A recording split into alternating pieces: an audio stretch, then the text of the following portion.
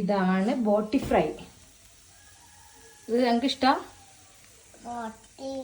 ബോട്ടി ഫ്രൈ എനിക്ക് ഇഷ്ടാ. ശരി. ഇത് കുറച്ച് വെളിച്ചെണ്ണ ഒഴിച്ചിട്ട് ഇതാ ഇങ്ങനെ കുറച്ച് കറിവേപ്പിൻ്റെ ഇതൊക്കെ ഇട്ട് അടിപൊളിയാക്കിയിട്ട് ചോറിൻ്റെ കൂടൊക്കെ കൂട്ടി കഴിക്കാൻ ഭയങ്കര ടേസ്റ്റ് ആയിരിക്കും. നമുക്ക് വേണ്ടേ? ആരോ വന്ന് നോക്കാം. വന്ന് നോക്ക്.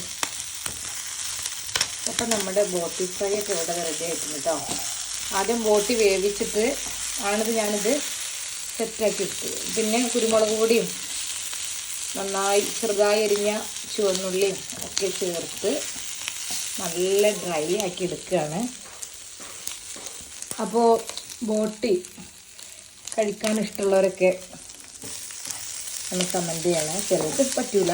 ഇവിടെ വലിയ മോൾക്ക് പറ്റൂല. പക്ഷെ ബാക്കിയുള്ള എല്ലാവർക്കും നല്ല ചോറിൻ്റെ കൂടെ നല്ല അടിപൊളിയായി ഇങ്ങനെ നെരിച്ചെടുത്താലേ ഒരു ബ്ലാക്ക് കളറായി വരുമല്ലോ. അങ്ങനെ ആകുമ്പോൾ നല്ല ഇഷ്ടമാണ് കേട്ടോ. ഓക്കെ.